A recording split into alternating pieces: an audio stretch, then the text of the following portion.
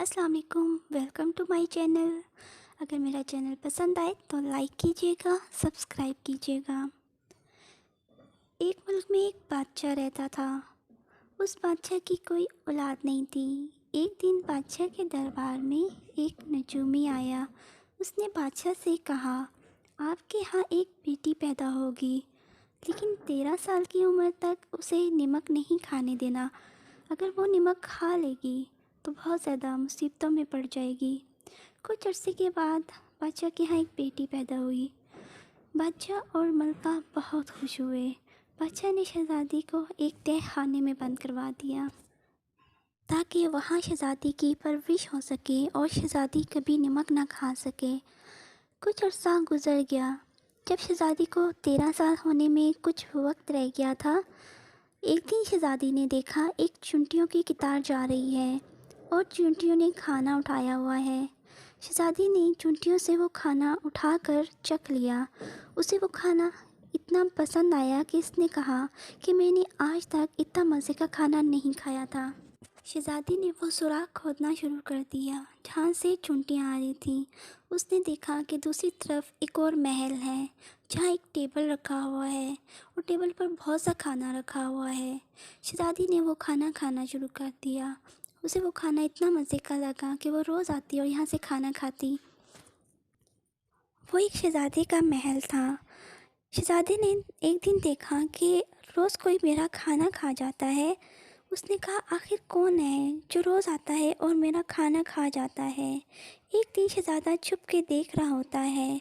वो देखता है कि एक शहज़ादी आई और उसकी टेबल पर बैठकर उसका खाना खा रही है। वो शहज़ादी के पास गया।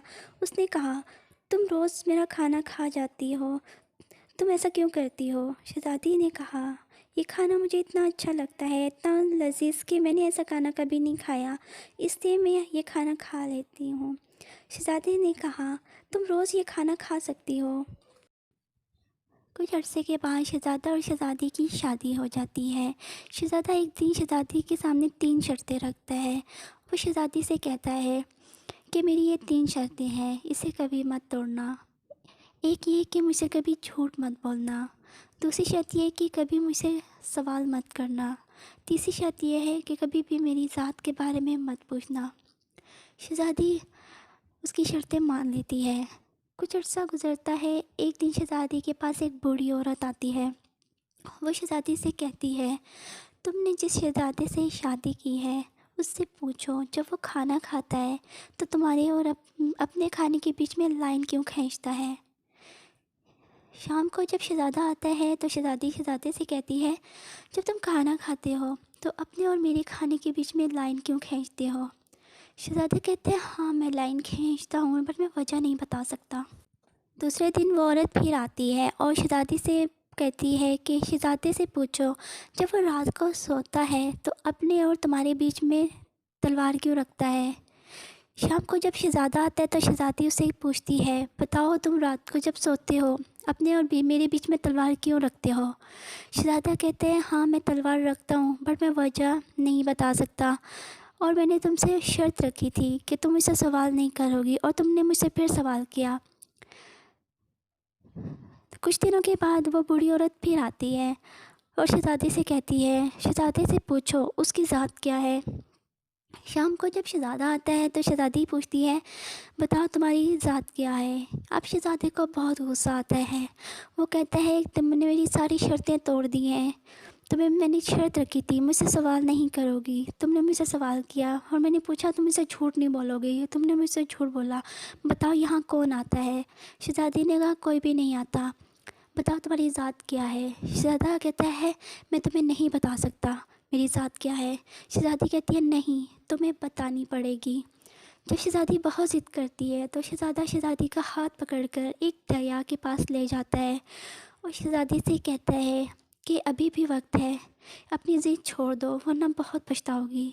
शहज़ादी कहती है, नहीं तुम्हें बताना पड़ेगा, आखिर तुम्हारी ज़ात क्या है। शहज़ादा पानी में छलांग लगा देता है और सांप बनकर बाहर आ जाता है। शहज़ादा कहता है, ये मेरी ज़ात है। अब शहज़ादी बहुत पछताती है, लेकिन अब कुछ नहीं हो सकता। शहज़ादी भी उस शहज़ादी के साथ पानी में छलांग लगा देती है। شہزادہ اور شہزادی تیرتے ہوئے شہزادے کی دنیا میں نکل آتے ہیں، جو ایک سانپ کی دنیا ہوتی ہے، جہاں پہ شہزادے کی ماں رہتی ہے جو بہت ظالم ہوتی ہے۔ وہ شہزادی کو دیکھتی ہے تو وہ کہتی ہے کہ میں اسے کبھی بھی قبول نہیں کروں گی، یہ ہماری دنیا سے نہیں ہے، یہ ہماری نسل سے نہیں ہے۔ شہزادہ کہتا ہے آپ کو اسے قبول کرنا ہوگا۔ شہزادی کی ماں کہتی ہے ٹھیک ہے، اگر یہ میری شرط پوری کرتی ہے تو میں اسے قبول کر لوں گی، ورنہ میں اسے کبھی بھی قبول نہیں کروں گی۔ وہ کہتی ہے کہ شہزادی شام ہونے سے پہلے پہلے جنگل میں جائے گی اور سارے جنگل کے درخت کاٹے گی۔ اگر یہ شام سے پہلے پہلے درخت نہیں کاٹتی تو میں اسے قتل کر دوں گی۔ شہزادی جنگل میں جاتی ہے اور اسے ایک کلہاڑی دی جاتی ہے اور کہا جاتا ہے کہ اس جنگل کے سارے درخت کاٹ دو، لیکن شام ہونے کو آتی ہے بٹ شہزادی سے ایک بھی درخت نہیں کٹتا۔ شہزادی بہت روتی ہے کہ شام ہونے کو ہے اور مجھ سے ایک بھی درخت نہیں کٹا۔ اتنے میں شہزادہ آ جاتا ہے، وہ سانپوں کو حکم دیتا ہے کہ جنگل کے سارے درخت کاٹ دو۔